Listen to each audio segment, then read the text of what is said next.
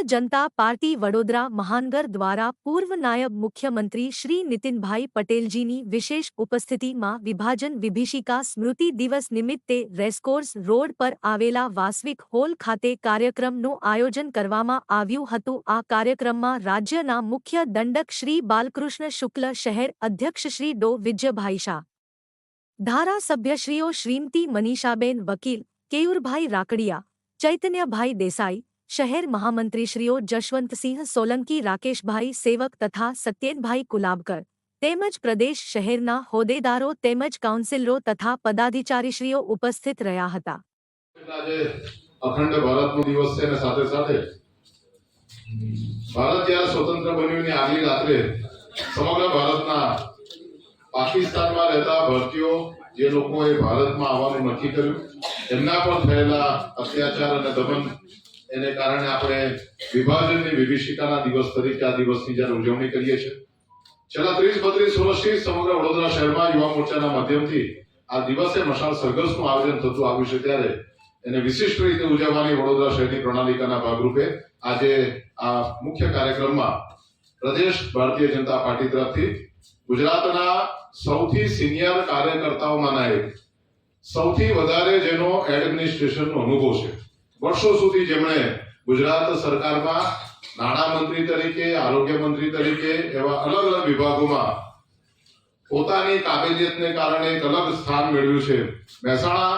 અને ઉત્તર ગુજરાતના જે સૌથી મોટા ભારતીય જનતા પાર્ટીના રાજકીય નેતા તરીકે ઓળખાય છે એવા સમગ્ર ગુજરાતના પૂર્વ ડેપ્યુટી સીએમ માનનીય શ્રી નીતિનભાઈ પટેલ સાહેબનું વડોદરાની આ ધરા ઉપર હૃદયપૂર્વક સ્વાગત કરીએ છીએ।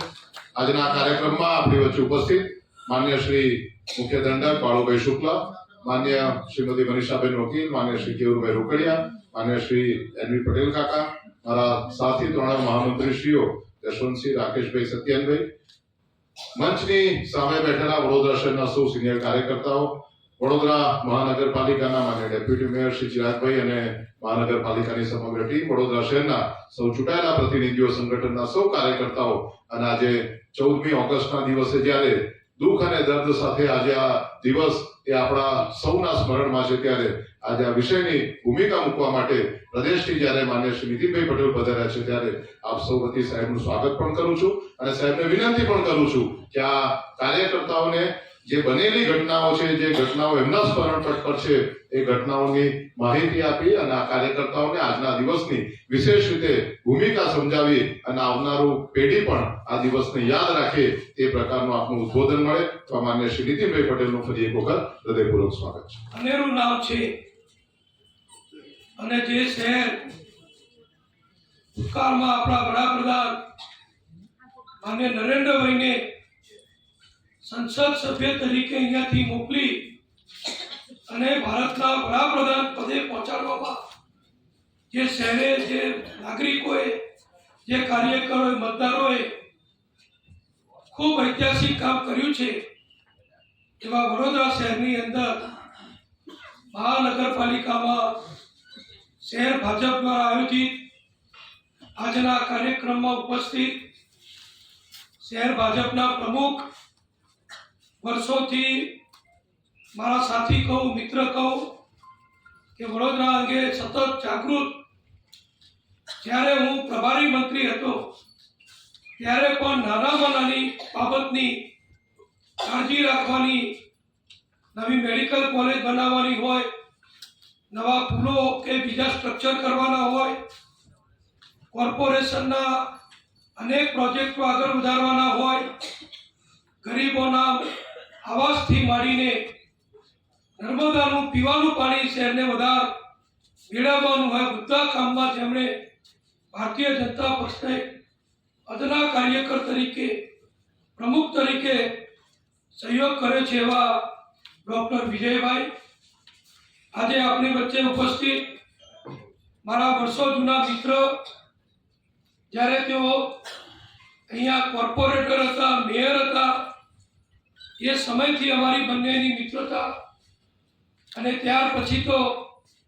માન્ય નરેન્દ્રભાઈએ જેમની શહેરની કામગીરી જોઈ, મેયરની સફળ કામગીરી જોઈ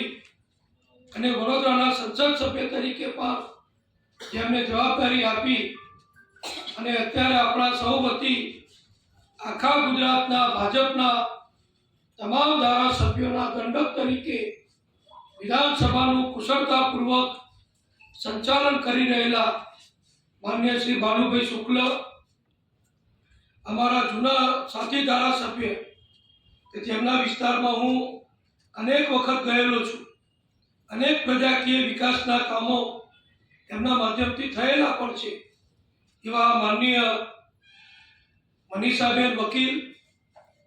એવા આપણા ઉત્સાહી ધારાસભ્ય, મારા વખતે તો મને લાગે કોર્પોરેટર હતા,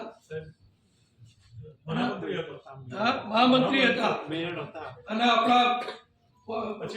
કાર્યાલયમાં એમનું વ્યવસ્થાનું તંત્ર મેં જોયેલું ચૂંટણીઓ દરમિયાન